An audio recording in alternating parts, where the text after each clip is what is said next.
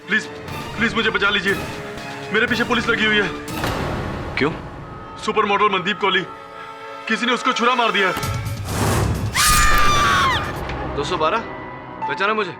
इस बार इसने जेब नहीं, किसी का गला काटा है। जब्बार की हत्या मेरे मुवक्किल 212 ने नहीं की, किसी ऐसे व्यक्ति ने की है जिसका कद 6 फुट 3 इंच है और जो अपने सर में आंवले का तेल लगाता है। आपने सुपर मॉडल मनदीप कोहली के मर्डर केस में भी यही बात की थी। और इस केस में भी यही कहूंगा योर ऑनर, क्योंकि जब्बार की हत्या जिस खोली में हुई थी उस खोली के दीवार पर भी 6 फुट 2 इंच की ऊंचाई पर आंवले के तेल के निशान पाए गए। बहुत बड़ी गेम है। 212 को फंसाया जा रहा है। फंसाया जा रहा है? कैसे? कुछ दिन पहले मर्डर हुआ था, न्यूज़पेपर में भी आया था। किसी कोई मॉडल थी। हाँ, मनदीप कोहली। तुम उसे जानते हो? नहीं, लेकिन जब्बार सेठ और उसके बीच में एक कनेक्शन है।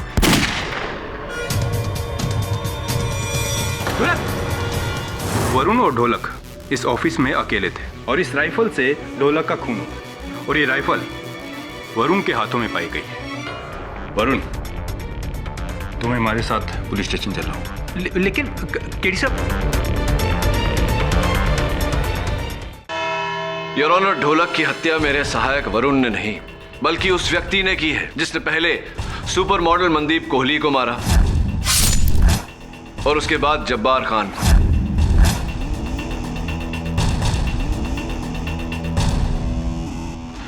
उसका प्रमाण यह है योर ऑनर, मुझे मेरे दफ्तर के बाहर 11 नंबर के जूतों के निशान मिले और मेरे दफ्तर में इस नाप का जूता कोई नहीं पहनता।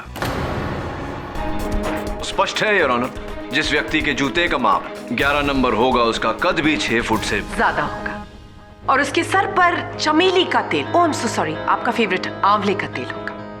मिस्टर पाठक, आपका ये गुमनाम व्यक्ति एक्चुअली सांता क्लॉज की तरह लगने लगा है।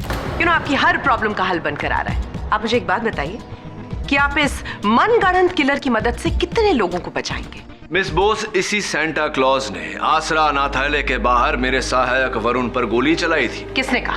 वरुण ने? वरुण ने तो हमसे यह भी कहा है कि ढोलक ने मरने से पहले मनदीप कोहली और जब्बार खान की मौतों के बीच का संबंध भी बताया था। हम क्यों माने आपके असिस्टेंट की? नहीं मानिए, मत मानिए, वरुण की बात मत मानिए, पर मुझे विश्वास है कि इंस्पेक्टर दवे की बात आप अवश्य मानेंगे। सर, केडी ने मुझे किसी गाड़ी का नंबर दिया था, किसी संजय भट्ट की गाड़ी है। केडी के अनुसार उसी गाड़ी से वरुण पे गोली चलाई गई थी। सर, मैंने संजय भट्ट को बहुत ढूंढा लेकिन वो नहीं मिला क्योंकि वो गोवा में था, लेकिन आज सुबह ही गोवा पुलिस की मदद से उसे वापस बुलाया गया है। फैंटास्टिक, धन्यवाद इंस्पेक्टर दवे। आप मिले मिस्टर भट्ट से? जी हाँ। कितना कद है उनका? 6 फुट 3 इंच।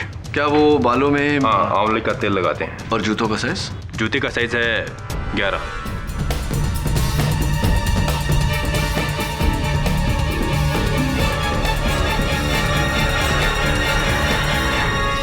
लेकिन सर, मेरे हिसाब से इस आदमी का इस खून से कोई ताल्लुक नहीं है। आप खुद देख लीजिए।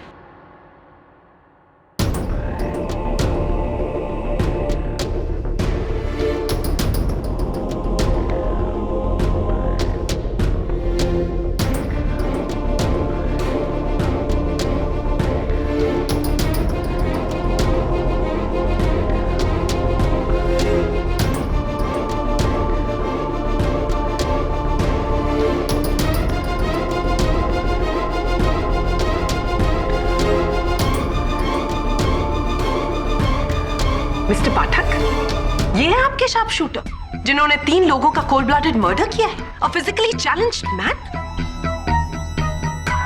सर, क्या आप मुझे बताएंगे कि मुझे यहाँ किस लिए बुलाया गया है?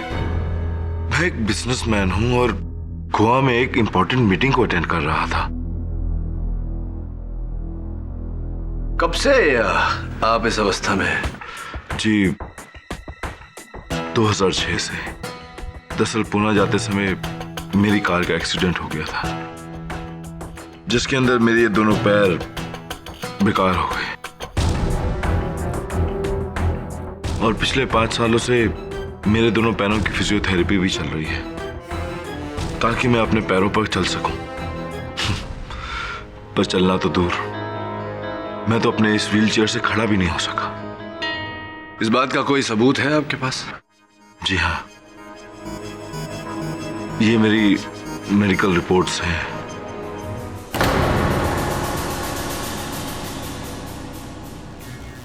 यही आपको मेरी हालत बयान कर देगी।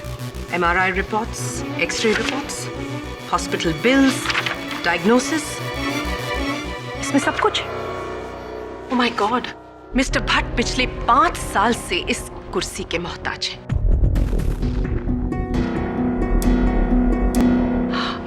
मिस्टर भट्ट, आपका निशाना कैसा है? निशाना? जी। मैडम, मैं एक बिजनेसमैन हूँ, कोई प्रोफेशनल किलर या शार्क शूटर नहीं, जिससे आप ये निशाने की बात कर रही हैं। तो ऑब्वियसली फिर ये राइफल भी आपकी नहीं है। मैडम, क्या आप लोगों ने मुझे यहाँ पर मेरी बेइज्जती करने के लिए बुलाया है? सर, क्या आप बताएंगे कि एक्चुअली माजरा क्या है, प्रॉब्लम क्या है आपका? आप बताइए मिस्टर भट्ट की 29 जनवरी को आसरा अनाथालय के बाहर आपकी गाड़ी थी या नहीं?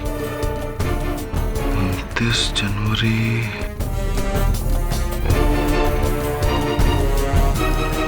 सर, आसरा अनाथालय के सामने एक मंदिर है जहां मैं दर्शनों के लिए अक्सर जाया करता हूं। शायद हो सकता है कि 29 जनवरी के दिन भी शायद उधर से गुजरा हूं।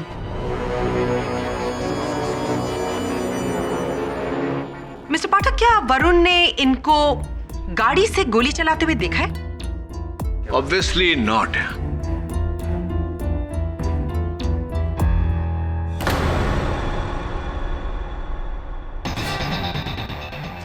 आप क्या कर रहे हैं mister Pathak?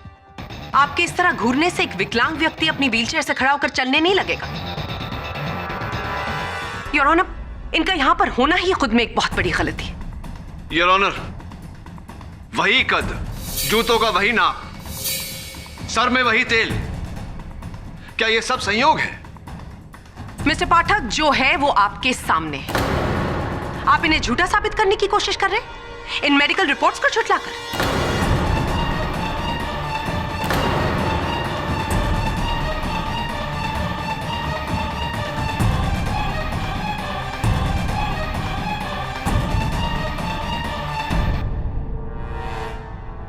Mister Bhatt, we are sorry कि आपको यहां तक आना पड़ा। आप जा सकते हैं। जी योर ऑनर। केडी, इनको यहां तक बुलाकर हमने ठीक नहीं किया। साहब, ढोलक को क्यों मारा? एक ही भाई था, वो भी गया।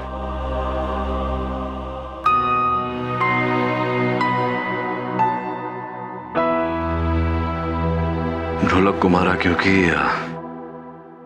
मैं गहरा राज जानता था। तेरे साथ ढोलक ने कभी मनदीप कोहली के बारे में कोई बात की क्या? नहीं तो, ये नाम तो मैं पहली बार सुन रहा हूँ, मेरे को नहीं पता। अच्छा सुन, तू यहां से बाहर निकलेगा ना तो साथ में बैठ के तेरे लिए कोई अच्छा नाम ढूंढेंगे। 212 क्या होता है? मेरा तो नाम फिर भी समझ में आता है, आपका तो समझ में भी नहीं आता। केडी, ये केडी का मतलब क्या होगा भला? अब ये सवाल तो 11 मुल्कों के लोग पूछ रहे हैं, बताऊंगा सबको एक दिन। This is so shocking. कल रात को तो मुझे नींद ही नहीं आ रही थी। ढोलक की हत्या और उसका इल्जाम आपके असिस्टेंट पर। क्या कहूँ, कभी कभी तो लगता है जैसे दुनिया में इंसाफ ही नहीं रहा। नहीं, इंसाफ तो है और इंसाफ दिलाना ही मेरा काम है। मनदीप कोहली को जानती थी आप? जी नहीं, बस न्यूज़पेपर में उनकी मौत के बारे में सुना था। कोई सुपर मॉडल थी शायद। हाँ, सुपर मॉडल थी। और कुछ उनके बारे में? जी नहीं। ये ढोलक ने कभी आपसे किसी राज का जिक्र किया, कोई बात जो वो छिपाए हुए था? जी नहीं, बस एक बार उसने मुझसे कहा था कि जब बार के यहाँ कोई आदमी काम करता है, रेड्डी। जी हाँ, रेड्डी, और वो उसे दुबई ले जाकर नौकरी दिलवाना चाहता है कमीशन लेकर, और जब बार को बिना बताए। और या इतना ही सिर्फ? जी बस इतना ही। अगर मुझे कुछ और ध्यान में आता है तो मैं आपको संपर्क करती हूँ। ढोलक को तो हम नहीं बचा पाए, लेकिन 212 को कुछ नहीं होना चाहिए। जी जी बिल्कुल। आपके समय के लिए बहुत बहुत धन्यवाद।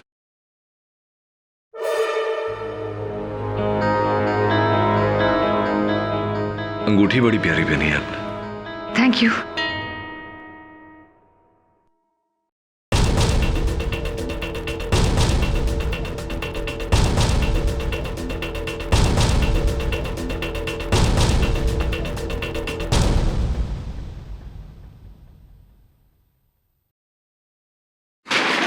सॉरी यार।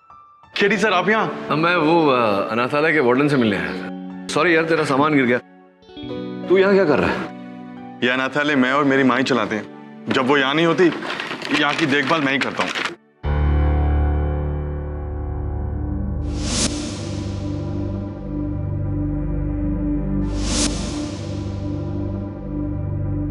ये किसी नई कंपनी की फोन से? जी, ये इसी कंपनी ने हमारे स्टाफ के लोगों के लिए दिए हैं और एक फ्री सैंपल भी दिया था। अच्छा, फ्री सैंपल किसको दिया तुमने? वो हमारी वार्डन माहौली के पास।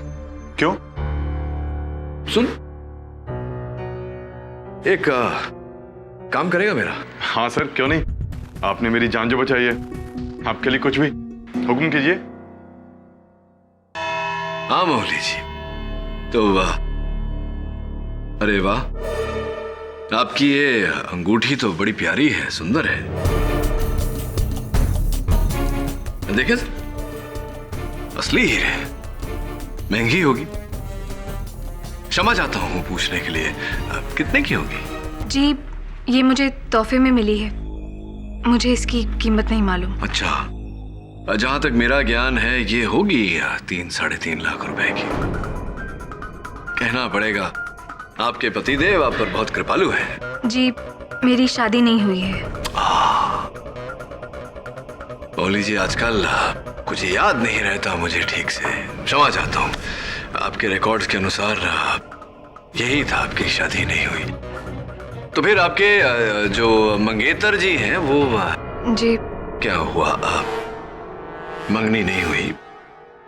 तो जो भी अब जो मंगेतर होने वाले हैं, जो हाल फिलहाल आपके जो मित्र हैं, बॉयफ्रेंड हैं, उन्होंने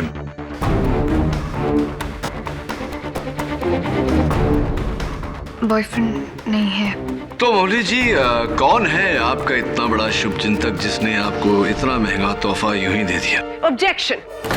मिस्टर पाठक मिस मौली की जाती जिंदगी में दखल दे रहे हैं जिसका इस केस से कोई ताल्लुक नहीं है। योर ऑनर, मैं इनकी व्यक्तित्व जीवन में नहीं, इनके व्यवसायिक जीवन में दखल दे रहा हूं और मेरे प्रश्न का इस केस से बहुत ही गहरा संबंध है। सस्टेन।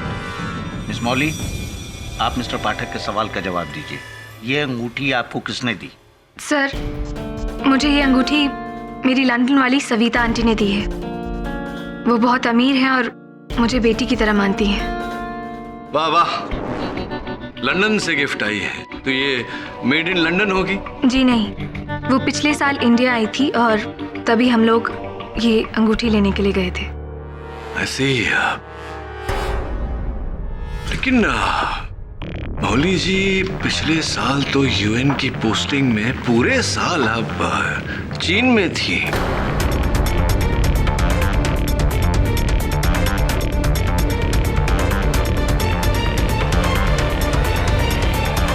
अब सोच रही होंगी कि मुझे आपके बारे में इतनी सब जानकारी कैसे हुई?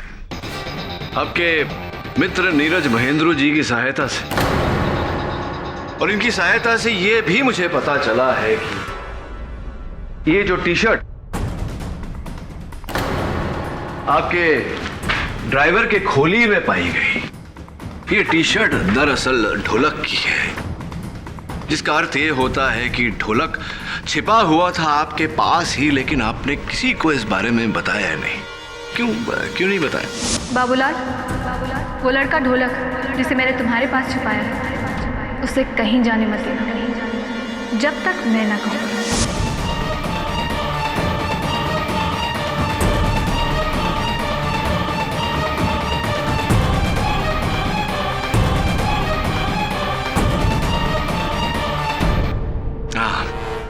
समझ गया मैं, लगता है आपको वार्तालाप करने का मूड नहीं। चलिए ये बताइए, ब्लड डायमंड क्या आपने ये दो शब्द कभी सुने? जी, अफ्रीका में वो तराशे गए हीरे जिन्हें हासिल करने के लिए कई लोगों की जानें जाती हैं, पर ये हीरा सर्टिफाइड है। सर्टिफाइड है, जायज है, इसकी रसीद भी होगी आपके पास। क्या इसकी रसीद हम सबको ये विश्वास दिला सकती है मौली जी कि इसके पीछे किसी की जान नहीं गई, किसी का लहू नहीं बहा? मौली जी, ये दृष्टिकोण भी बहुत ही विचित्र बात होती है। देखने वालों को आपकी अंगुली पर ये चमकती दमकती हीरे की अंगूठी नजर आती है, किंतु मेरी नजरिए से आपके कांधों पर एक 17 साल के बच्चे की लाश का बोझ नजर आता है मुझे। ढोलक, ढोलक मौली जी, जिसने अपने 17 सालों में 3.5 लाख तो क्या 3,500 भी नहीं देखे होंगे, दुर्भाग्यवश अब देख भी नहीं पाएगा।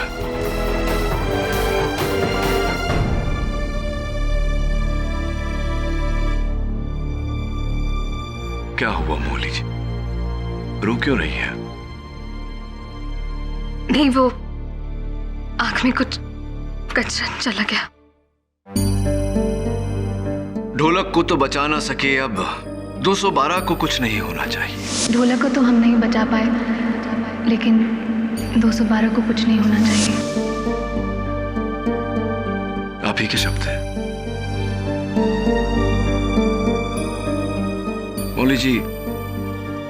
आपकी आंखों में ये जो आंसू है, संभवतः झूठ को पिघलाकर सच का रूप दे सकते हैं। कोशिश तो कीजिए सच बोलने की, प्लीज।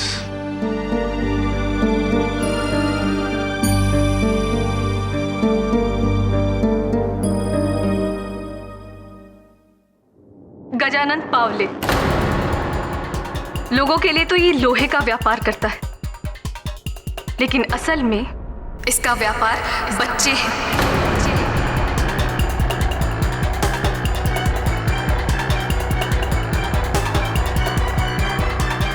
अलग अलग शहरों से बच्चों को लेकर आता है, उन्हें माफिया, डॉन, जब्बार जैसे लोगों को बेचता है।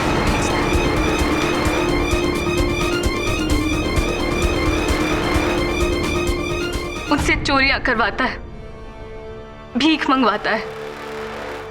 इसका मतलब ये अंगूठी आपको भेंट नहीं, तोहफा नहीं, कीमत दी गई थी। पावले साहब ने दी थी आपको किसी काम के लिए। जी हाँ, आपको धमकी देने के लिए।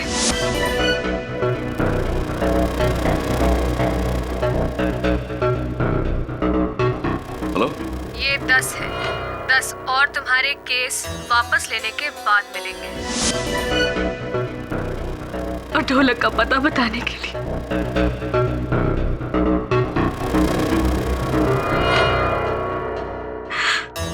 वो तो मेरे पास आया था अपनी जान बचाने के लिए,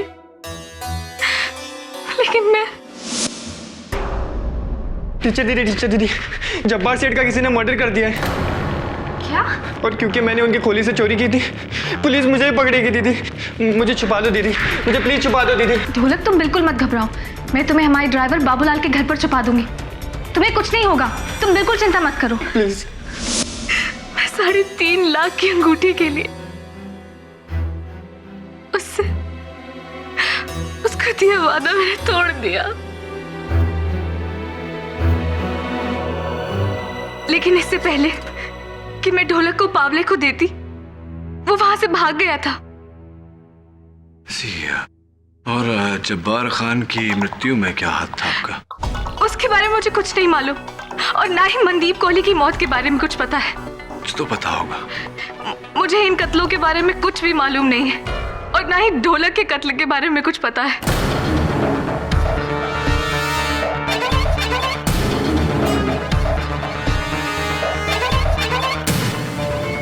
मौली जी, ढोलक पर गोली भले ही आपने न चलाई हो, उसे निशाना तो आप ही ने बनाया है। साहब, ये औरत मेरे को फंसाना चाहती है साहब। क्योंकि इसके अनाथ आश्रम की जमीन पे मैं अपना लोहे का कारखाना खड़ा करना चाहता था। मेरे को विलन समझती साहब? मैं एक इज्जतदार आदमी हूँ साहब, बच्चों का धंधा करने वाला दिखता हूँ क्या साहब? ऐसा है तो साबित करके बताइए ना। देखिए पावले साहब, इतना तो साबित हो चुका है कि आपने वो हीरे की अंगूठी उन्हें कीमत के रूप में दी थी आपके लिए काम करने के लिए। कैसे साबित हुआ साहब? इस झूठी के कहने से?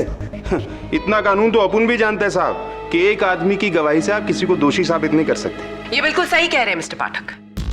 अगर आपको लगता है कि मिस्टर पावले का इस केस से कोई लेना देना है तो आप ठोस सबूत लेकर आइए, और जब तक ऐसा नहीं होता तब तक पुलिस सिर्फ इन पर कार्रवाई कर सकती है, इन्हें अरेस्ट नहीं कर सकती। और जब तक ऐसा नहीं होता तब तक शक की सुई आपके चहेते 212 पर टिकी रहेगी।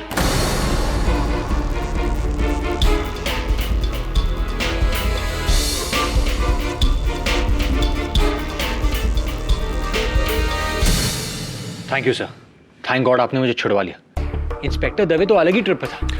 हाँ, लेकिन जब तक ये केस खत्म नहीं हो जाता, असल हत्यारा पकड़ा नहीं जाता, तुझे संभल के रहना होगा, क्योंकि पुलिस तुझे शक के दायरे से बाहर नहीं जाने देगी।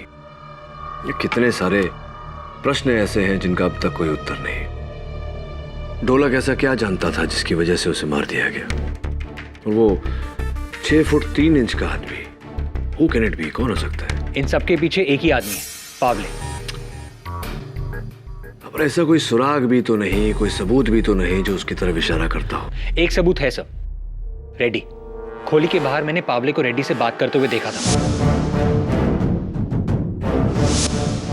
अगर हम रेड्डी को तोड़ेंगे तो हम पावले तक पहुंच सकते हैं, और पावले के थ्रू असली कातिल तक। और सर मुझे लगता है कि असली कातिल रेड्डी है, क्योंकि इस केस में वही है जो 6 फुट से ऊपर है। तू एक काम कर, रेड्डी से मिल, लेकिन अलग तरीके से। मैं समझाता हूं।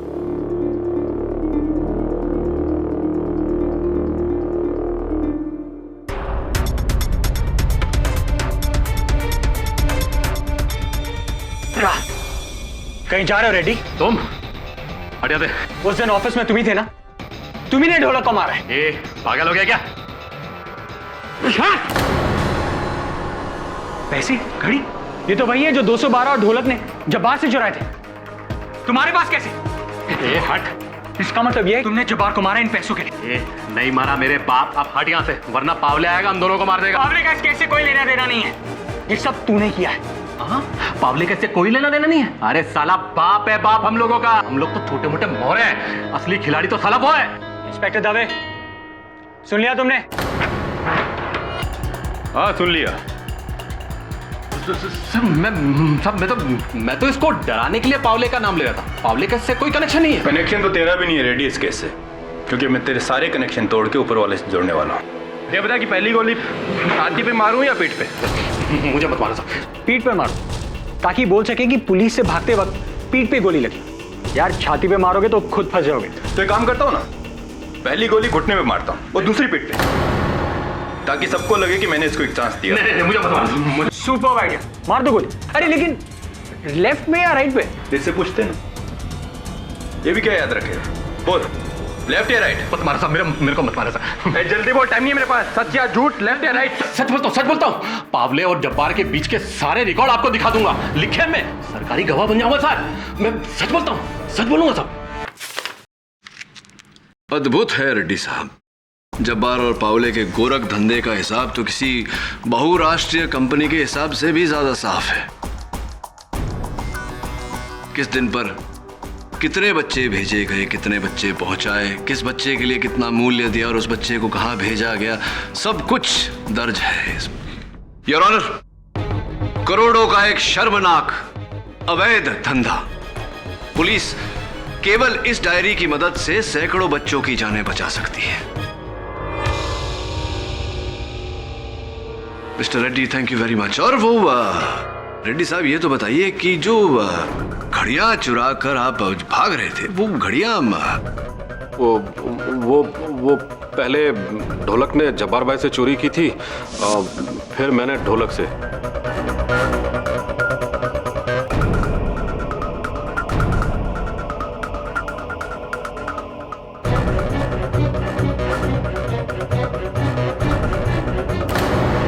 और जब्बार भाई की मौत के बाद वो पानी का गिलास छुपाकर मैंने 212 को फंसाया ताकि मैं इस मामले से क्लियर रहूं।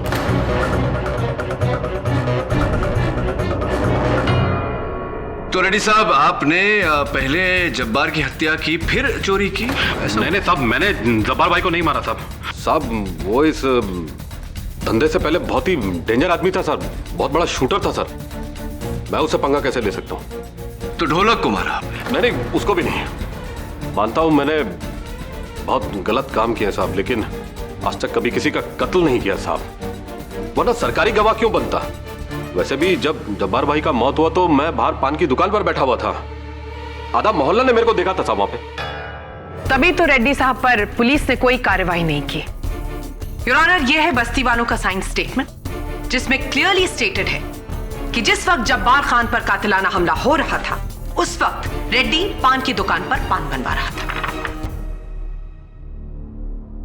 उसका मतलब मिस्टर पाठक, शक की सुई अब भी आपके चहेते 212 पर टिकी हुई है।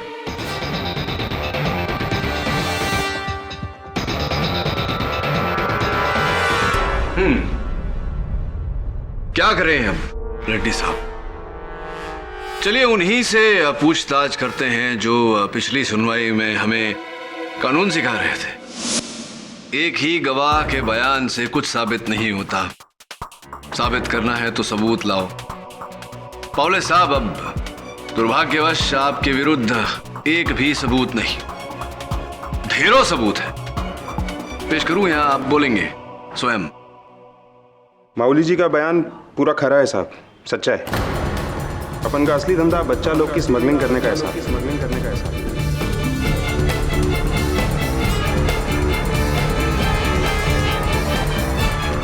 जब्बार को बच्चे मैं ही बेचता था साहब, और माऊली जी के जरिए आपको केस छोड़ने के लिए पैसे मैंने ही भिजवाए थे साहब।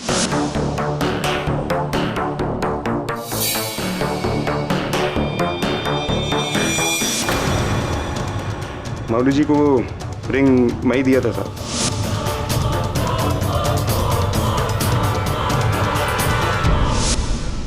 ताकि वो ढोलक को मुझ तक पहुंचा दे। ढोलक को क्यों मारना चाहते थे आप? कारण? जब्बार से पहले 4 साल तक ढोलक अपुन के साथ काम करता था साहब। अपुन के धंधे के बारे में सब कुछ जानता था वो। कैसे जाने देता साहब उसको मैं? हाँ, मैं उसे मारना चाहता था, लेकिन इससे पहले कि मैं उस तक पहुंच पाता वो भागे साहब। फिर तो आपने मेरे सहायक वरुण पर गोली भी नहीं चलाई होगी। कसम से साहब, मैं किसी को नहीं मारा साहब, ना ढोलक को ना जब्बार को। जब्बार तो मेरा खास आदमी था साहब, उसे मार के मैं अपना नुकसान क्यों करता? उल्टा जब्बार जब से मरा है मेरा तो वाट लगा हुआ है साहब। He's got a point, mister Pathak. Jabbar मरा और उसकी वजह से पावले का ये पूरा रैकेट एक्सपोज हुआ, तो ऑब्वियसली पावले ने जब्बार को नहीं मारा है, ना ही मौली ने मारा है और ना ही रेड्डी ने। आप कितनी ही ब्रिलियंट स्ट्रैटेजी क्यों न लगा लें, लेकिन अल्टीमेटली बॉल जाकर तो लगनी स्टंप्स पर ही। यानी कि आपका ये केस क्लीन बोल्ड होने वाला है। आपके क्लाइंट 212 पर ना तो कत्ल का इल्जाम हटा है और ना हटेगा।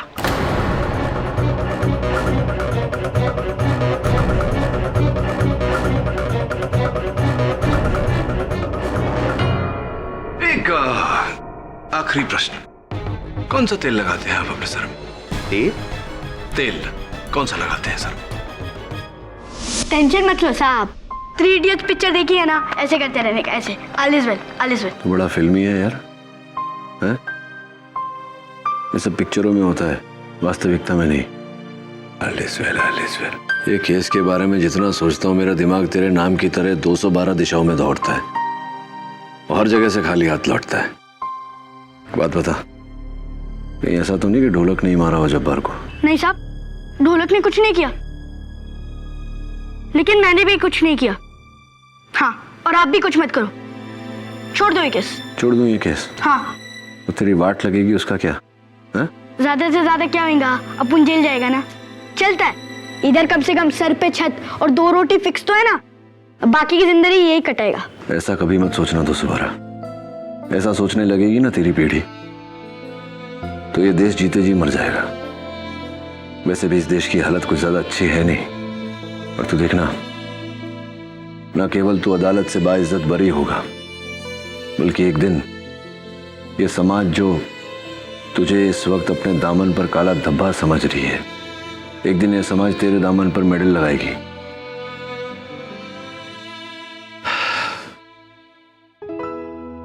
क्या है, तेरी किस्मत बनाऊं उससे पहले तुझे नए जूते ला के देने पड़े। ये क्या अंगूठा बाहर निकला हुआ है? Air conditioner. Air conditioner? चलते चलते जूता भी चल बसा।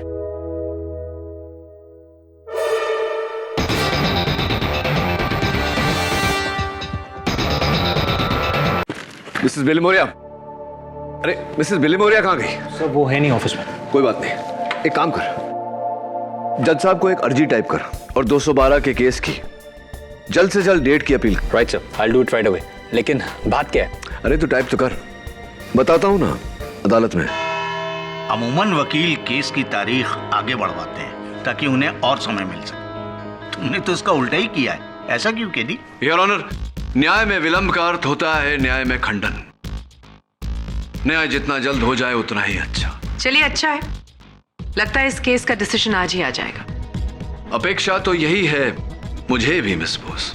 इसीलिए योर ऑनर, अदालत का और समय व्यर्थ न करते हुए मैं आज के पहले आखिरी और इकलौते गवाह को कटघरे में बुलाने की अनुमति चाहता हूं। इजाजत है। Mister Sanjay Bhatt your honour, लाइए उन्हें।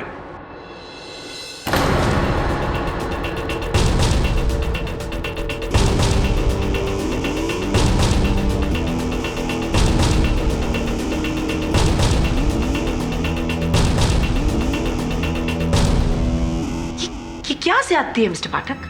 पिछली बार मिस्टर भट्ट को बुला के हम ऑलरेडी परेशान कर चुके हैं। Why now? ये बात तो ठीक है भट्ट साहब, आपको द्वितीय बार अदालत में आने का कष्ट दिया, इसके लिए मैं क्षमा चाहता हूं आपसे, किंतु आज आपका यहाँ होना अति आवश्यक था। जी? क्या कहा था आपने पिछली सुनवाई में कि पिछले 5 वर्षों से आप अपने पैरों पर चल नहीं पाए? जी। और कुछ उतने ही समय से आप अपनी इस पहियों वाली कुर्सी से खड़े तक नहीं हुए, उठे नहीं। जी, ये बात तो मैं शायद आपको पिछली बार भी बता चुका हूं, और शायद मेरी रिपोर्टें भी यही बयान करती हैं। पर अब प्रॉब्लम क्या है? प्रॉब्लम है, समस्या है आपके ये आपके जूते।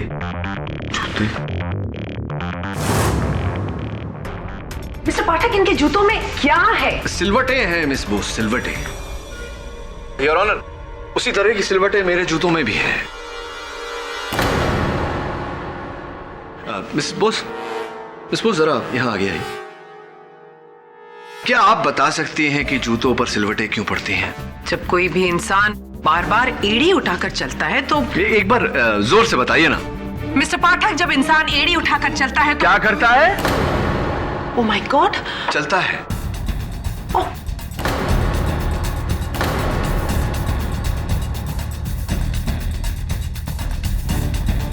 जब इंसान चलता है तो उसके जूतों में सिलवटें पड़ जाती है। इसका अर्थ ये हुआ संजय जी कि आप चल सकते हैं। जी, मैं नहीं चल सकता। झूठ बोल रहे हैं आप। आप चल सकते हैं, आप भाग सकते हैं, आप हत्या कर सकते हैं, 1 नहीं, 2 नहीं, 3 हत्या कर सकते हैं। ये आपकी रिपोर्ट्स, MRI, एक्सरे, डायग्नोसिस, ये सब मिथ्या है, झूठ है। बोलिए, झूठ है या नहीं? आप झूठ बोल रहे हैं। ये रिपोर्ट्स एकदम सच्ची हैं। नहीं चल सकते। जी हाँ, मैं नहीं चल सकता। आप खड़े भी नहीं हो सकते। नहीं हो सकता मैं।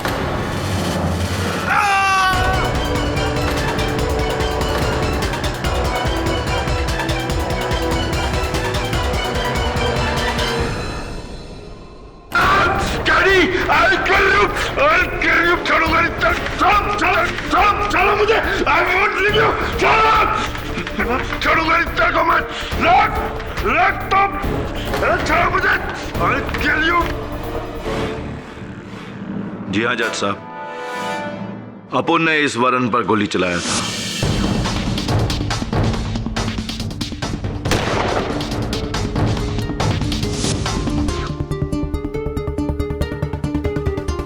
और वो तीनों कातिल, मनदीप,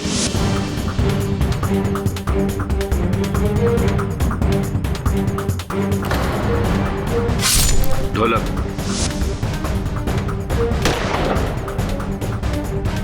और जब्बार, वो भी अपन ने ही किया था।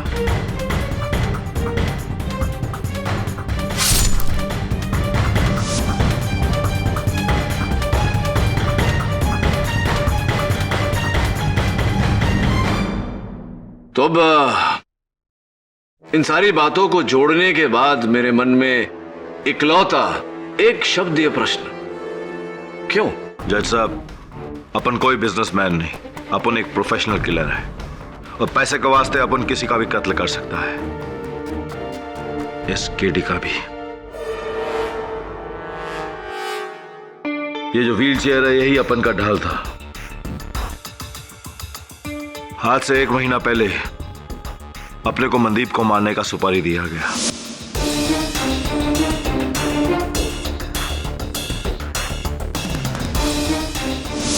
और उसके कुछ ही दिनों बाद अपने को दूसरा सुपारी दिया गया, जब्बार को मारने का।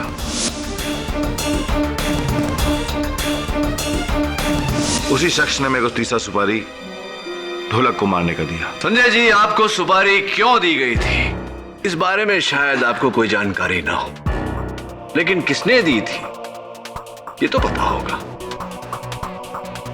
हाँ जज साहब, आपने उसे पहचानता है, उसका नाम है। पर आप सुपारी देने वाले का नाम बताएं, उससे पहले मैं अदालत को सुपारी देने का उद्देश्य बता देता हूं। योर ऑनर,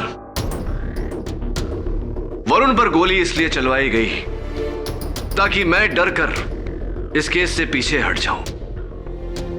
ढोलक को इस कारण मरवाया गया क्योंकि वो सुपारी देने वाले के कुछ राज जान चुका था और इस बारे में जब्बार खान से बात कर चुका था।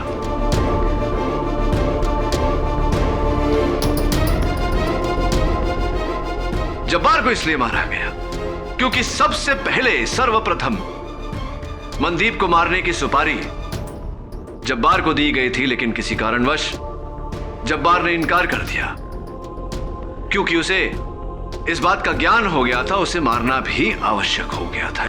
इसी कारण इन तीनों लोगों को मारने की सुपारी मिस्टर संजय भट्ट को दी गई। मिस्टर पाठक, मनदीप को क्यों मारा? मिस बोस, आपके हर प्रश्न का उत्तर तो मेरे पास है नहीं। हाँ, लेकिन मुझे पूरा विश्वास है कि आपके इस प्रश्न का उत्तर मिस्टर नीरज महेंद्रू के पास अवश्य होगा। क्या कहते हैं मिस्टर महेंद्रू? मेरा और मनदीप का ब्रेकअप इसलिए हुआ था क्योंकि वो मुझसे शादी करना चाहती थी और मैं नहीं। और एक दिन चुपके से उसने किसी और लड़की के साथ मेरा कॉम्प्रोमाइजिंग वीडियो बना लिया था और वो मुझे ब्लैकमेल करने लग गई थी। मैं घबरा गया था क्योंकि अगर वो वीडियो बाहर आ जाता, कोई देख लेता तो मेरा सोशल इमेज एकदम खत्म हो जाता। तो बस मैंने घबराकर मनदीप को मारने का प्लान कर लिया। फिर मैं जब्बार से मिला, लेकिन वहां उस लड़के ढोलक ने मुझे देख लिया था।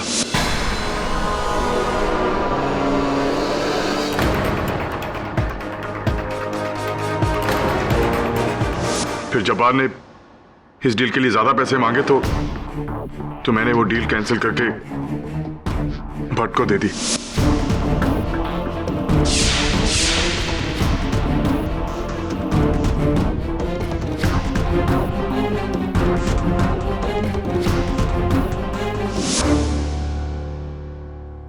मनदीप मरी, लेकिन जब्बार को भी मारना पड़ा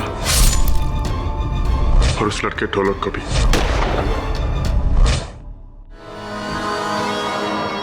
क्योंकि उनको मेरे प्लान के बारे में पता था।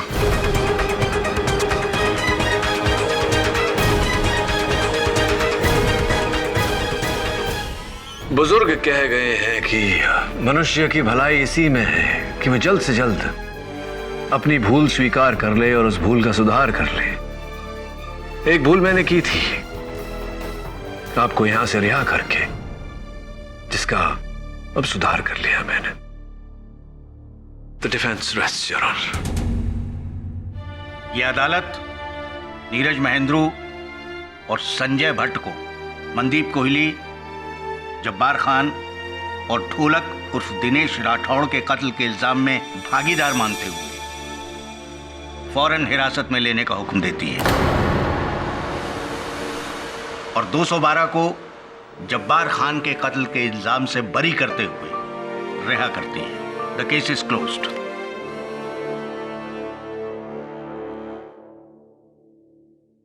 मिस बोस, टाटा।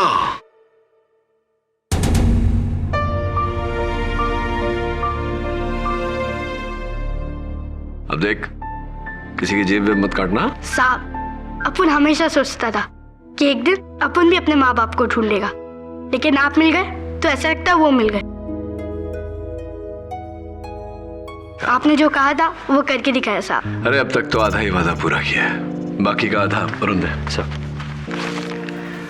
ये ले, ये रहा पंचगिनी के स्कूल का तेरा दाखिला पत्र। पढ़ लिख ले, फिर आगे चल के जो बनना होगा ना तुझे, डॉक्टर, इंजीनियर, पायलट, मैं हूं तेरे साथ। ओके? अपन को तो बस एक ही चीज बनना है। क्या? वकील, आपके जैसा। क्यों? ताकि मैं भी बड़ा होके किसी 213 को बचा सकूं। क्या बोल रही है?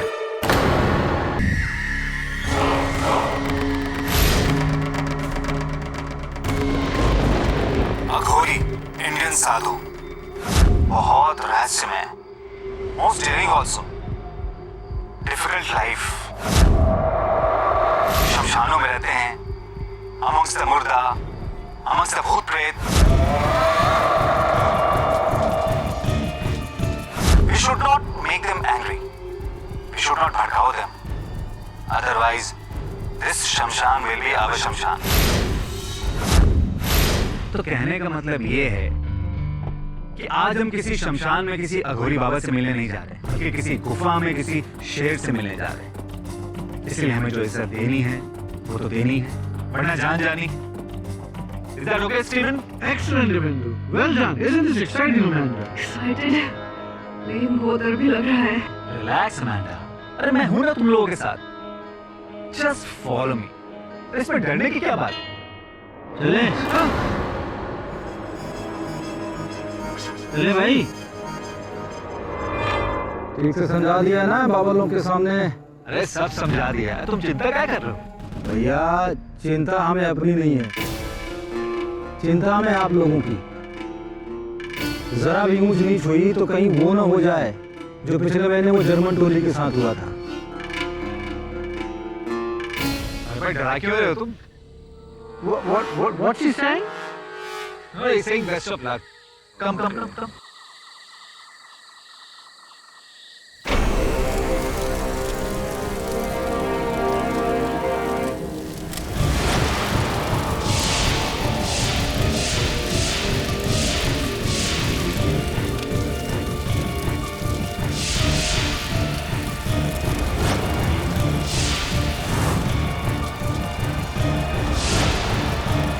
चरण बाबा की जय हो।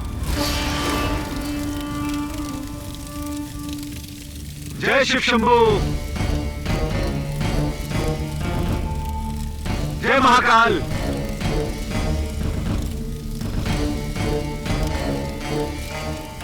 जगानंद बाबा, वो लोग आ गए हैं।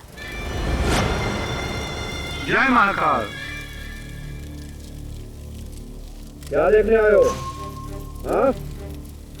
क्या गोरी शमशान में कैसे शव का मांस खाता है? कैसे उनके साथ भोग संभोग करता है? हाँ? कैसे धूम्रपान और मदिरा के नशे में धुत होकर नाचता है? यही देखने आए हो ना? और यही दिखाना चाहते हो तुम अपने देश में टीवी पे, कंप्यूटर पे? क्यों? यही छवि है ना हम लोगों की तुम्हारे मन में? हाँ? नहीं बाबा जी, हम तो दुनिया को आपकी सही छवि दिखाना चाहते हैं।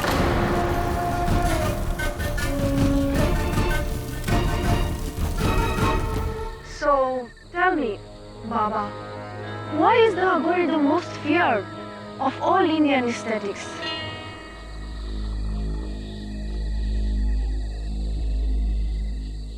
बाबा ये पूछ रही है कि साधकों में लोग अघोरियों से सबसे ज्यादा घबराते क्यों हैं? काहे घबराते हैं? हाँ, जरा एक बात बताइए, क्या आज तक किसी अघोरी ने जात पात का कोई विवाद किया है?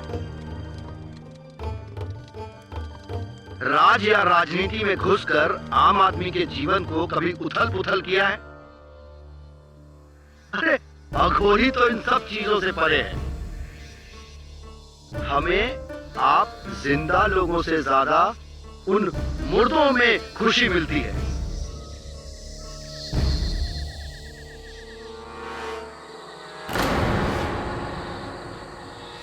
यदि आपत्ति होनी चाहिए तो उन्हें होनी चाहिए, आप लोगों को नहीं।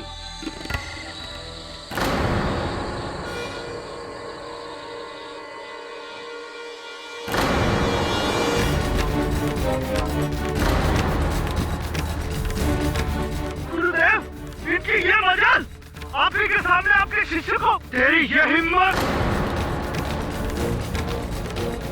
यही के यही भस्म कर दूंगा तुझे। बाबा जी माफ कर दो, हमारी बहन को गलती हुई बाबा। आदमी को बोलो बिहेव करने के लिए, अनकूट गवाह। तूने मेरे शिष्य को गाली देकर मुझे गाली दी है। इस शमशान और हमारी साधना का अपमान किया है तूने। इसका भुगतान तुझे अपनी सांसों से देना होगा।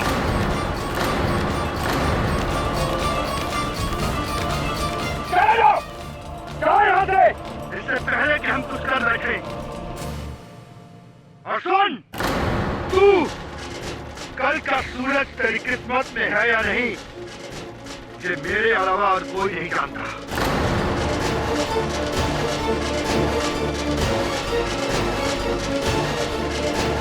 जाओ!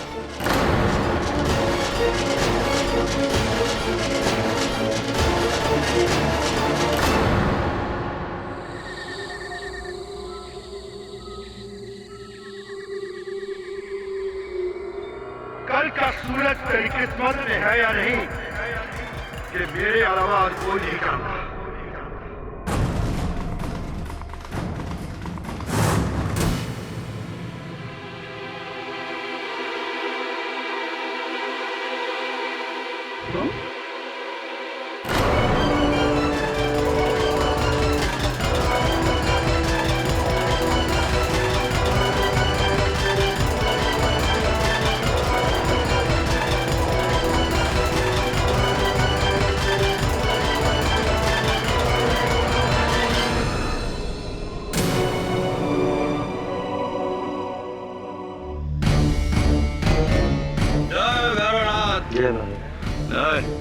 फोन करना है। क्षमा करें महाराज, आपकी दुकान है। चल बिस्कुट दे। अबे और दे। रख, पीछे जा।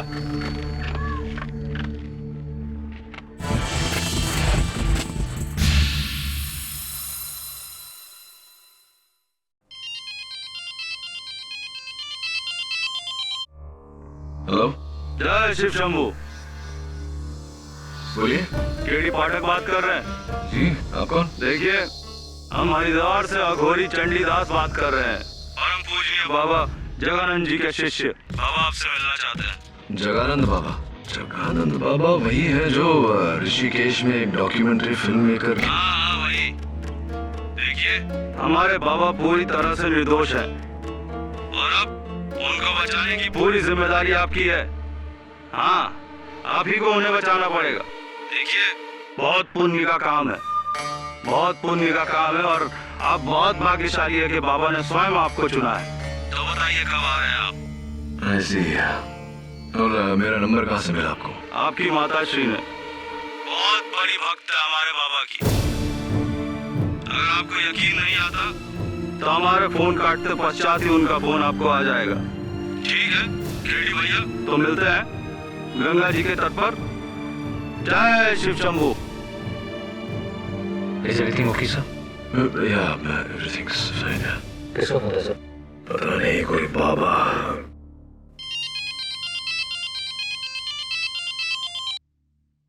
हाँ माँ।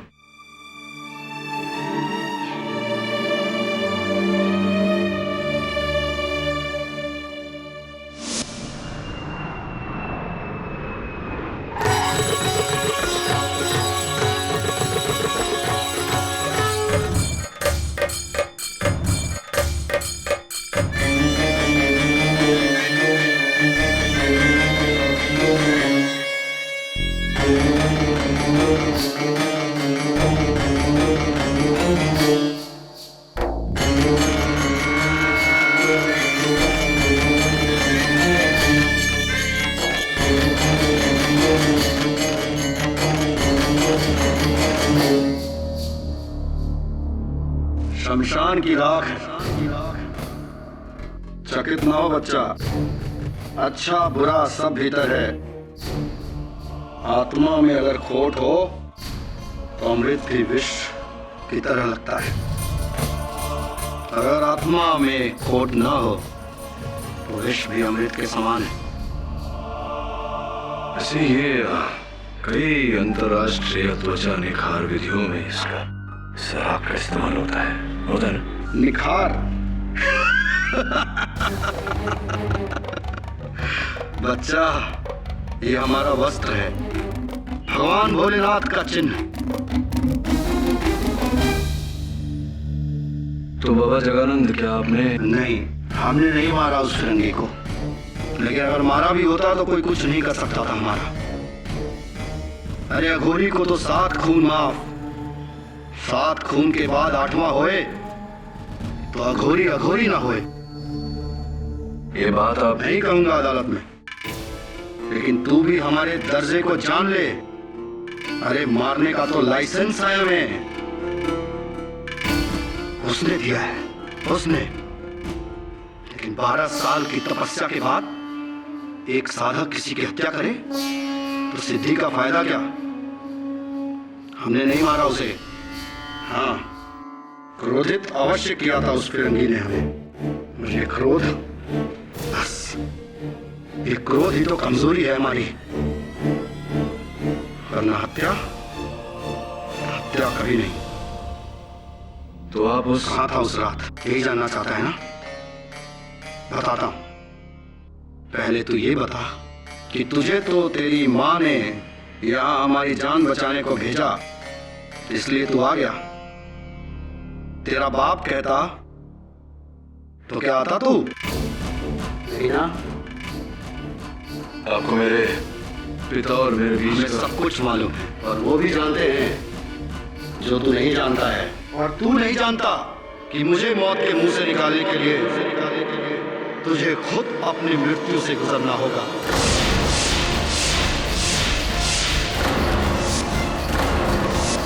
जय भोले बाबा की। मैंने बहुत डरावने किस्से सुने नगोरी के बारे में सर ट्रस्ट मी, ये बहुत संकी टाइप के लोग होते हैं। अरे तो कितना डरता है यार, ये लोग सत्य की खोज में अपना पूरा जीवन व्यतीत कर देते हैं, और तू इस केस की सत्य की खोज में इतना नहीं कर सकता। तू चिंता मत कर, ये लोग सिर्फ मुर्दे इंसानों को खाते हैं, जिंदा को नहीं। तो जिंदा है अभी, डोंट वरी यार। How dare you? तो तुम वही सिटी लॉयर हो जो स्टीवन के मर्डरर को बचाने आया। How can you? मैडम, देखिए आपको गलतफहमी हो रही है। मैं यहाँ स्टीवन के हत्यारे को बचाने नहीं, असल हत्यारे को ढूंढ कर उसे सजा दिलाना है। Then why are you saving that Aghori? He is a killer. अरे वो अघोरी निर्दोष है। उसने मेरे स्टीवन को।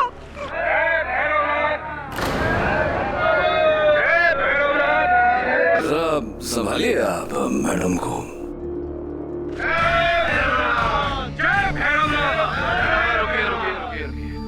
बाबा जगानंद जी के बारे में कुछ पूछना था आपसे। उससे पहले तू मेरे प्रश्न का जवाब दे बच्चा।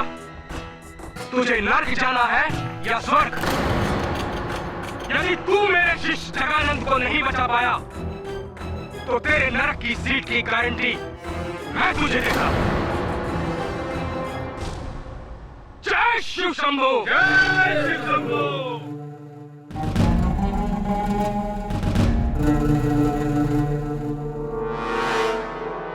वेलकम टू हरिद्वार केडी भाई। अब यहाँ इतनी दूर आए हो तो मोक्ष प्राप्त करके ही जाना। जय भोलेनाथ।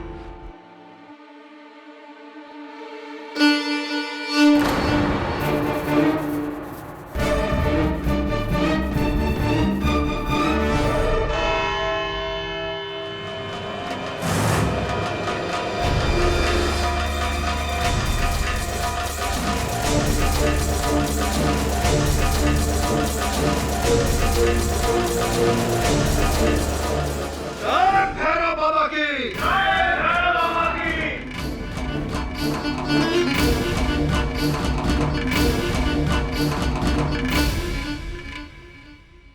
न्यायाधीश महोदय पधारे।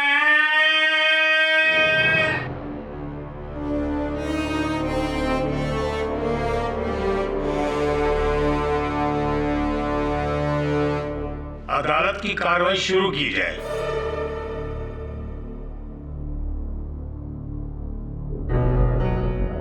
न्यायाधीश महोदय, इससे पूर्व मैं अपने तर्क देना आरंभ करूं, आप सभी के समक्ष में एक बात स्पष्ट कर देना चाहता हूं कि हमारे संविधान में ये लिखा गया है कि कानून की दृष्टि में अमीर, गरीब, स्त्री, पुरुष, जाति पात, साधु और शैतान सभी एक समान है। कानून यदि कुछ देखता है तो मात्र दोषी को या फिर निर्दोष को। इसलिए कटघरे में खड़ा हुआ ये व्यक्ति हमारे लिए ना तो कोई साधक है और ना कोई अघोरी, ये मात्र एक आम इंसान है। ये है अगर कुछ तो सिर्फ दोषी। प्रोसिक्यूटर पंत, यूं शब्दों के बाण चलाने से कुछ प्राप्त नहीं होगा। अगर आप इन्हें दोषी ठहराना चाहते हैं तो इनका दोष प्रमाणित करना होगा। मैं वही सिद्ध करने जा रहा हूं। न्यायाधीश महोदय, लंदन से दो लोग, स्टीवन मार्क्स और अमेंडा थॉमस, अघोरियों पर एक डॉक्यूमेंट्री फिल्म बनाने के लिए आए और वो 11 जनवरी की रात को दुधेरी ताल के शमशान घाट में श्री जगानंद जी से मिलने गए। वहां पर जगानंद जी और स्टीवन के बीच कुछ तर्क वितर्क हुआ और मामला इतना गर्म हो गया कि जगानंद जी ने स्टीवन को मौत की धमकी दे डाली। और उस रात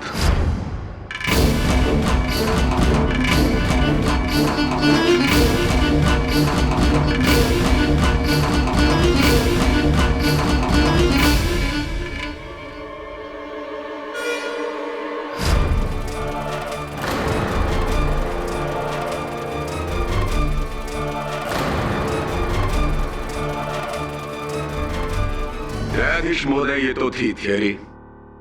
आइए प्रैक्टिकल पर चलते हैं। सबूत।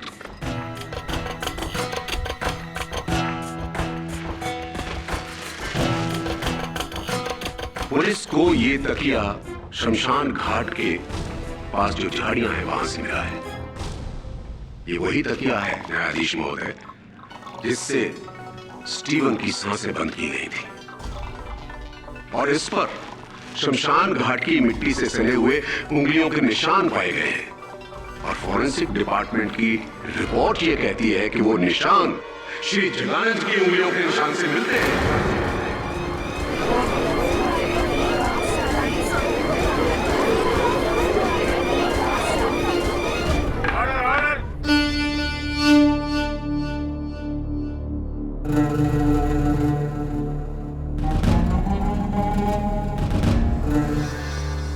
जगानंद जी, आपकी उंगलियों के निशान स्टीवन मार्क्स के तकिए पर कैसे? यही प्रश्न तो इस समय हमारे मन में घूम रहा है। उस लड़के को मारना तो दूर, उस फिरंगी के तकिए को हमने छुआ तक नहीं। झूठ बोल रहे हैं आप। कभी झूठ नहीं बोलता। झूठ तो वो बोलते हैं जिन्हें किसी बात का भय हो। हमें किस बात का भय? मृत्यु का? मृत्यु तो जीवन है हमारे लिए। नॉनसेंस! ढोंग कर रहे हैं आप कहते क्यों नहीं कि आप ही ने स्टीवन को मारा है? न्यायाधीश महोदय, मैं अपना पहला गवाह प्रस्तुत करने जा रहा हूं। स्टीवन और अमेंडा का कैमरामैन दिव्येंदु सक्सेना। अनुमति है सर। उस रात मैं, स्टीवन और अमांडा जब अपने टेंट में वापस आए तो मैं तो बैठ के अपने कैमरे की रिकॉर्डिंग चेक कर रहा था, लेकिन स्टीवन और अमांडा में लड़ाई शुरू हो गई। तो उनको रोकने के लिए मैंने अपने कैमरा साइड में रखा और उनके पास गया, लेकिन मैं कैमरा ऑफ करना भूल गया। कैमरा ऑन था, साइलेंट मोड पे था, लेकिन रिकॉर्डिंग हो रही थी। सारी रात कैमरा वहीं पे पड़ा रहा, रिकॉर्डिंग होती रही।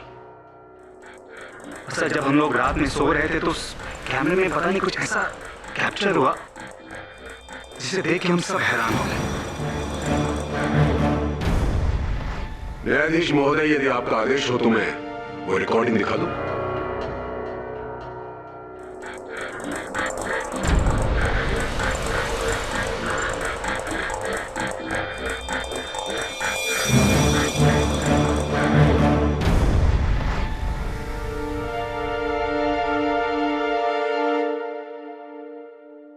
अफसोस कि ये टेप यहीं पर खत्म हो गया, अन्यथा हम जगानंद जी को स्टीवन मास्क का मर्डर करके बाहर आते हुए भी देख लेते। मुझे पूरा विश्वास है मिस्टर केडी कि आप इस रिकॉर्डिंग को झूठा नहीं कर पाएंगे। जगानंद जी, सभी ने यहां पर सभी ने आपको स्टीवन के टेंट में जाते हुए देखा है। हाँ, मैं गया था उस फिरंगी के पास, लेकिन उसके पास जाने का कारण उसको मारना नहीं, उससे क्षमा मांगना था। क्षमा मांगने? उस रात उन लोगों के जाने के बाद हमारे चेहरों से हमें सत्य का पता चला कि किस तरह हमारे ही शिष्य चंडीदास ने उस लड़की के साथ छेड़खानी की।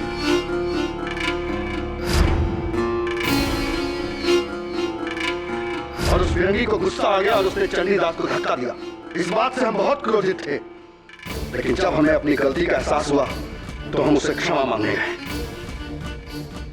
अविश्वसनीय, एक अघोरी, एक साधक, एक आम आदमी से माफी मांगने गया, क्षमा मांगने गया। क्या अघोरी कोई भगवान है? नहीं नहीं, मुझे पता है भगवान नहीं होता, लेकिन फिर भी रात को 2:30 बजे टेंट में जाकर। हमारे लिए रात ही दिन है। चलिए मान लिया कि अघोरी दिन और रात में कोई अंतर नहीं करते हैं। अब आप इसे देखिए, सिर्फ बस देखिए। ये रुद्राक्ष की माला पुलिस ने स्टीवन मार्क्स की टेंट से हासिल की है। आप देखिए। जी हाँ, ये हमने ही उसे भेंट में दी थी। उसे क्षमा मांगने के पश्चात हमने उसे अगली रात पुनः मिलने को कहा था। मैं नहीं मानता। क्यों नहीं मानते भट्ट साहब? इसमें न मानने वाली क्या बात है? ये जो वीडियो रिकॉर्डिंग आपने बड़े दयालु होकर अदालत को दिखाई, इसमें हमें सिर्फ जगानंद बाबा का आगमन दिखाई दिया, प्रस्थान नहीं दिखाई दिया। ना ही कोई ऐसा दृश्य दिखाई दिया जिससे यह स्पष्ट हो कि स्टीवन मार्क्स की हत्या जगानंद बाबा ने की है। और केवल इतना ही नहीं बन साहब, फोरेंसिक्स के अनुसार स्टीवन मार्क्स की हत्या रात के 2 और 2:30 बजे के बीच हुई थी। और आपके इस रिकॉर्डिंग पर न दिन दर्ज है न समय। तो क्या यह संभव नहीं कि यह रिकॉर्डिंग किसी और दिन का हो? हत्या के दिन का ना हो, हत्या के समय का ना हो? संभव है। अब अगर आपकी अनुमति हो तो मैं दिव्येंदु जी से चंद प्रश्न पूछना चाहूंगा। धन्यवाद। हाँ, तो दिव्येंदु जी, इस वृत्त चित्र के कैमरामैन आप ही हैं? जी सर। क्यों इस फुटेज पर दिनांक और समय दर्ज नहीं है? क्या है इसका कारण? गलती से कैमरे में डेट और टाइम की सेटिंग करना भूल गया था। आप अपना कार्य करना भूल गए थे, अपने कैमरा पर डेट और टाइम की सेटिंग करना भूल गए थे। अगर आपने ये भूल न की होती दिव्येंदु जी, तो संभवतः हम ये स्पष्ट कर पाते कि जगानंद बाबा स्टीवन मार्क्स की हत्या से 1 घंटा पहले ही उस टेंट से बाहर चले गए थे। वो दोष मुक्त है, लेकिन अब आपके भूल के कारण। आपको लगता है मैंने ये जानबूझ के किया? अरे मैंने तो सिर्फ कैमरा रखा था वहां पे। अमांडा ने खुद देखा था इसे। इन्हें रात के 2:30 बजे। Really? तो चलिए ना अमांडा जी से पूछते हैं। यस, मुझे पूरी रात नींद नहीं आई। मैं अपने टेंट में थी जब रात की 2:30 बजे मैंने बाहर एक शैडो देखा।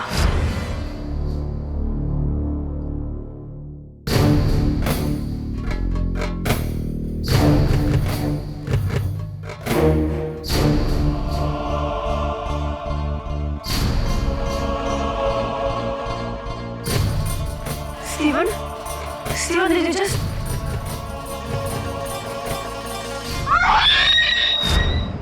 अमेंडा जी, आपको पूरा विश्वास है कि रात के 2:30 बज रहे थे? यस। अच्छा, तो क्या आपने उस अघोरी का चेहरा देखा था?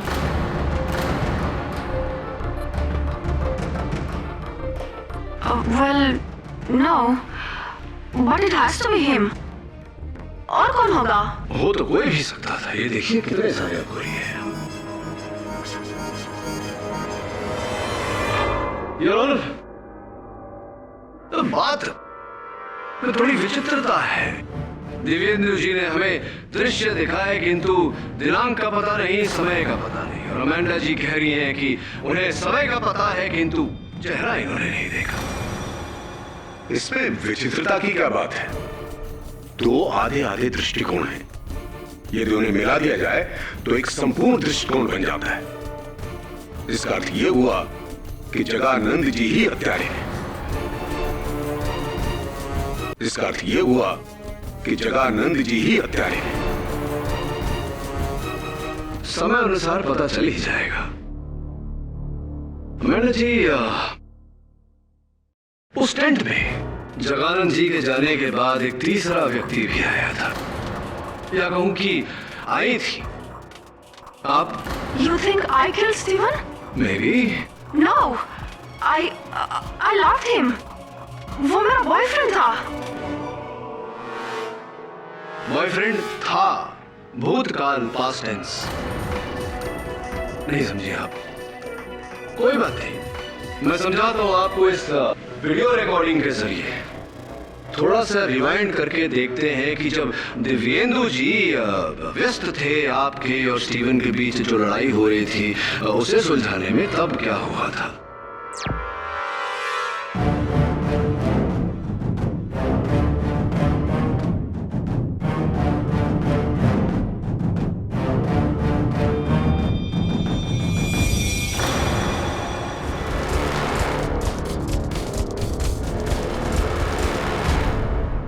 इसमें देखने वाली क्या बात है केवी?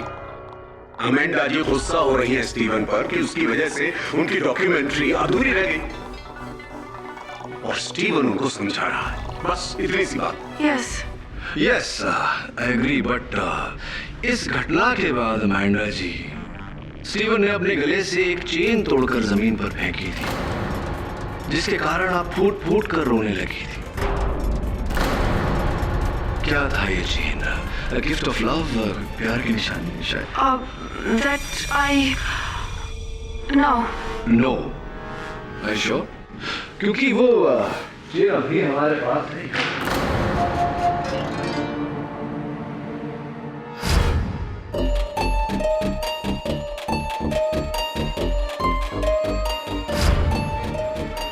ये देखिए, यही है, यही चेन है। इसके पीछे कुछ लिखा हुआ है अमेंडा जी, देखिए। फॉरएवर लव, सो स्वीट, कभी ना खत्म होने वाला प्यार। अमेंडा जी, क्या आप अब भी यही कहेंगी कि ये चेन आपने स्टीवन को प्यार की निशानी के रूप में नहीं दिया था?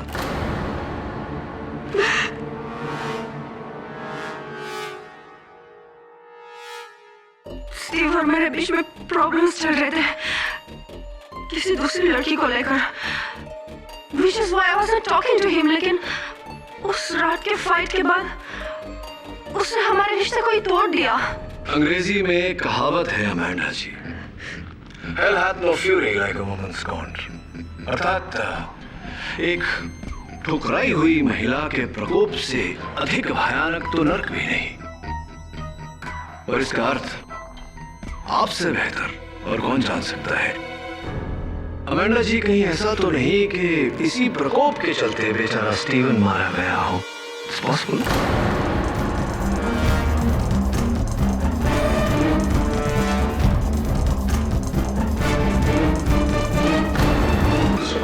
मिस्टर पाठक, इससे पहले कि आप अमेंडा का रिश्ता इस केस से जोड़ दें, मैं आपको वापस इस केस में ले चलता हूं। आपका कहना है कि बाबा जगानंद स्टीवन मार्क्स के टेंट में रात को 2:30 बजे नहीं बल्कि 1:30 बजे गए थे। बिल्कुल ठीक कहा आपने। तो फिर वो 2:30 बजे कहां थे? उचित प्रश्न भट्ट साहब। रात के 2:30 बजे शमशान के पीछे जो बहती हुई नदी है, उसके किनारे एक विशाल सा पेड़ है, उस पेड़ के नीचे बैठकर बाबा जगानंद समाधि कर रहे थे। वाह वाह, कितना सुंदर दृश्य है। तो आपकी आंखों से तो हर चीज सुंदर नजर आती है। क्यों बाबा, सत्य है मेरी बात? जी हाँ, साधना खत्म होने के बाद मैं वहाँ विश्राम कर रहा था। वहाँ हमारे साथ हमारा शिष्य चंडीदास भी था। तो यदि मैं आपके शिष्य चंडीदास से कुछ प्रश्न करूं तो आपको कोई आपत्ति तो नहीं होगी? क्या आपत्ति हो सकती है? जय बाबा भैरवनाथ। चंडीदास जी। बोलो महाराज। स्टीवन मार्स का कत्ल रात को 2 से 2:30 के बीच हुआ था। यदि आप ये कहते हैं कि महाराज जी उस समय वहीं कहीं शमशान भूमि के आसपास ही थे, तो उन्हें इस केस में बहुत बड़ी राहत मिल सकती है। तो आप क्या कहना चाहेंगे? देखिए, हमारे गुरुदेव परम पूजनीय जगानंद बाबा जी ने जो सबसे पहला पाठ हमें सिखाया था वो ये है कि बेटा चंडीदास, सदैव सत्य का साथ दो, मिथ्या का नहीं। और वैसे भी जिसके पास सत्य जैसा ईश्वर हो, उसे झूठ की दुनिया से कैसा भय? कैसा भय उसे झूठ की दुनिया का? और आज भी हम सत्य ही बोलेंगे।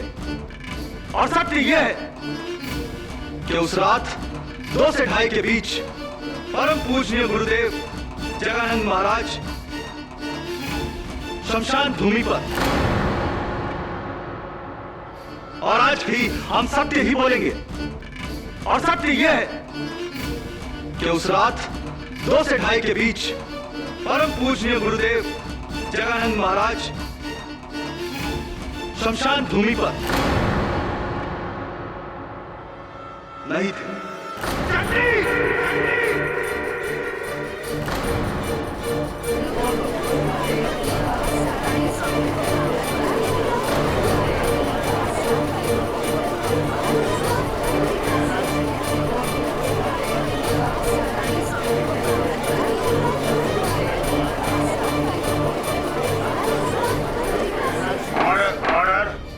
क्षमा करें महाराज, क्षमा करें, परंतु हमने स्वयं आपको उस तंबू से बाहर निकलते हुए देखा था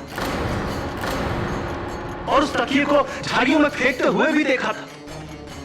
अच्छा किया महाराज, जो मार दिया आपने उस लौंडे को। और वैसे भी आपको कैसा भय, कैसा भय है आपको? आप ही तो कहते थे गुरुदेव, आप ही तो कहते थे कि एक अघोरी को 7 खून माफ है।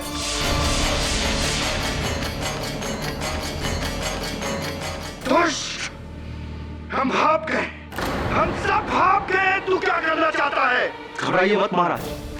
अरे ये तुच्छ प्राणी क्या जाने आपकी शक्तियों को, क्या समझेंगे आपकी ताकत को? अभी तो सिर्फ 1 खून हुआ है महाराज। अगर 6 खून और भी हो जाए ना, तो भी स्वयं शमशान माता आकर आपको बचा लेगी। चुप हो जा तू, चुप हो जा। हमें क्रोध इस बात का नहीं कि तू हमारे विरुद्ध झूठ बोल रहा है। हमें क्रोध इस बात का है कि तू मेरा शिष्य होकर झूठ बोलता है। अघोरियों का नाम मिट्टी में मिला दिया तूने। तुझे तो नरक में भी जगह नहीं मिलेगी, नरक में भी जगह नहीं मिलेगी तुझे। शांत हो जाइए प्लीज।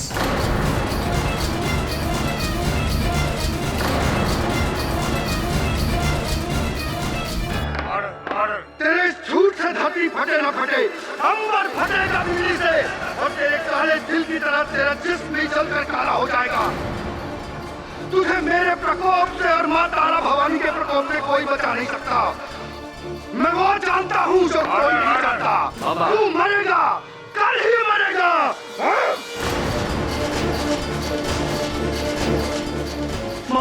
महाराज। जगन्नाथ जी, शांत हो जाइए प्लीज।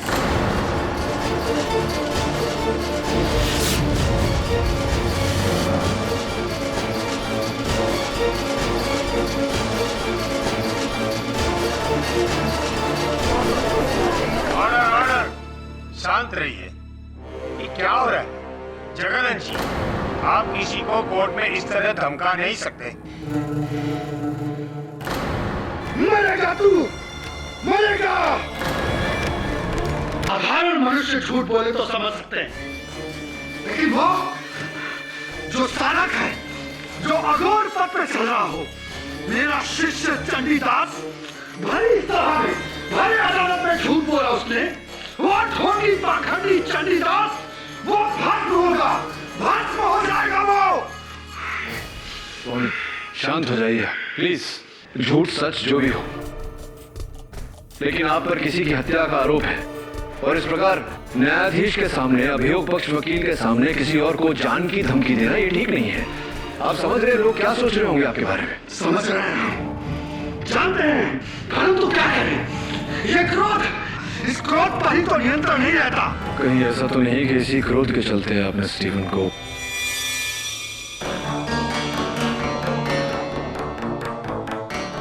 कहावत तो सुनी होगी तुमने, जो बादल गरजते हैं वो बरसते नहीं, और जो बरसते हैं वो गरजते नहीं।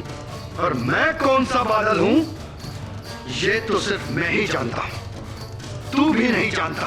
और जो मैं जानता हूं वो कोई नहीं जानता।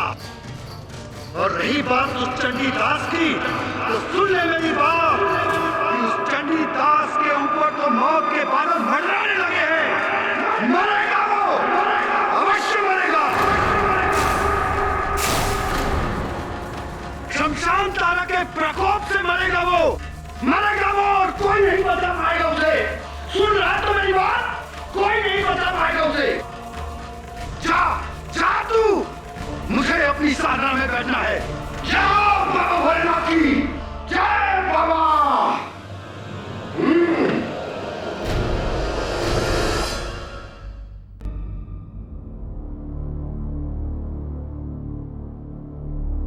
वरुण, इस समय अमेंडा और दिव्येंदु का तो कुछ नहीं कह सकते, लेकिन एक बात निश्चित है, क्या तो बाबा जयानंद झूठ बोल रहा है या चंडीदास। मगर सर, गुरु को फंसाकर चेले को क्या मिलेगा? I am very sure sir, इस बार आपने गलत इंसान का केस ले लिया। नहीं, वो पिलो केस, वीडियो फुटेज, ये सारे सबूत कह रहे हैं कि अक्सर वरुण, जो दिखता है वो होता नहीं और जो होता है वो दिखता नहीं। हमें वो देखने की चेष्टा करनी चाहिए जो देखने पर भी नहीं दिखा, क्योंकि वो दिखना चाहता नहीं। मिसाल के तौर पे मेरे पीछे खड़ी हुई घूंघट में महिला है ना, अभी मत मुड़ना, सचेत हो जाएगी। ये देख, ये महिला शमशान में भी थी और कल अदालत में भी। जरा जाके पता लगा कि घूंघट चेहरा छिपाने के लिए है या असलियत छिपाने के लिए। अरे भैया। हाँ साहब। कहाँ जा रहे हो? हाँ, वहाँ जरा काम से जा रहा था। अरे रुको रुको, हमारे। हाँ, उधर से आइए साहब।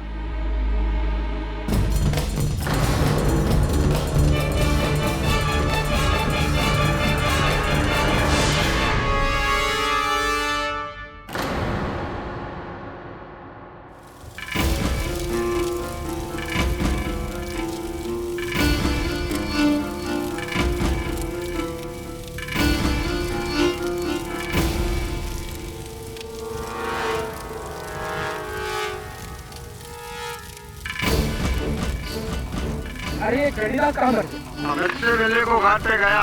मैं तुमसे मिलने घाट पे गया है। आखिर ये दुनियादारी कब छोड़ेगा?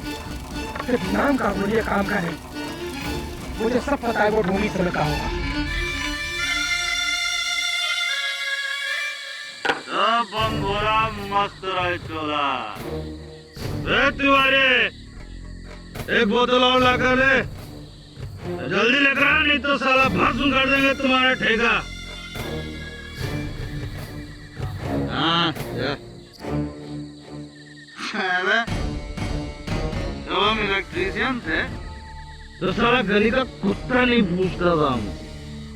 राज देखो, सब मजा लो, कोई हमारी बात काट दे। अरे भाई, राज करते हैं हम यहाँ पर, समझे? राज करते हैं सब मुफ्त में भैया। अच्छा, तो इसलिए आप अघोरी बने? घड़ी वड़ी है तुम्हारी, निकालो, क्या देख रहे हो? इधर बनाएगा कौन दे?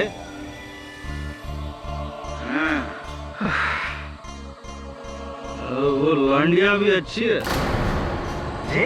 अरे वो गोरी में कब लेकर आ रहा है उसे हमारे पास? अरे बाबा जी क्या बात कर रहे हो?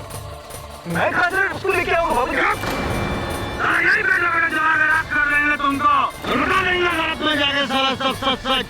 क्या समझ के रखे हो?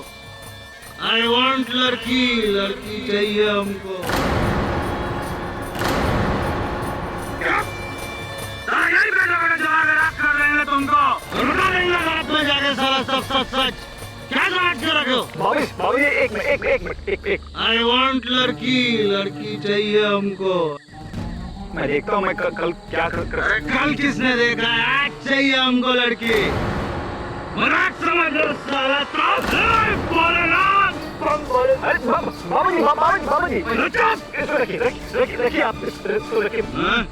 रखो देखता हूँ मैं क्या कर। चाहिए हमको।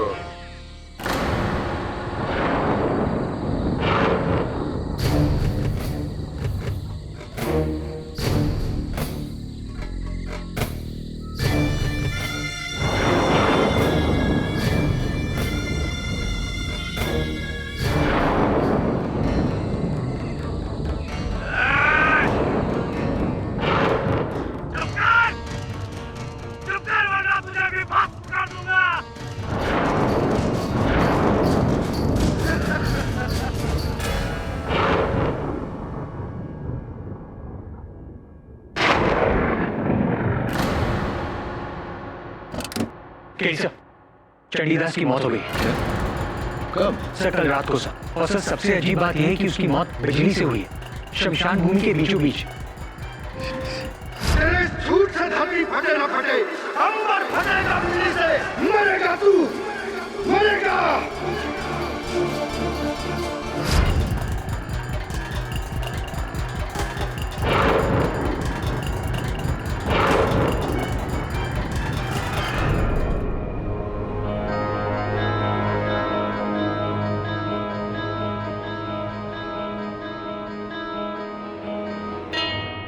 कल पूरी रात बिजली कड़की साहब, हमारे सामने बिक गया था।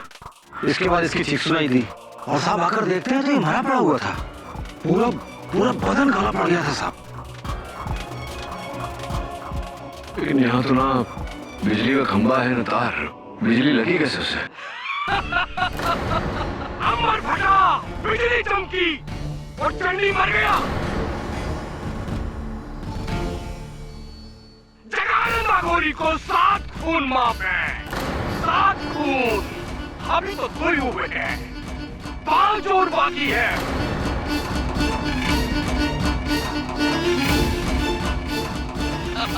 पांच और।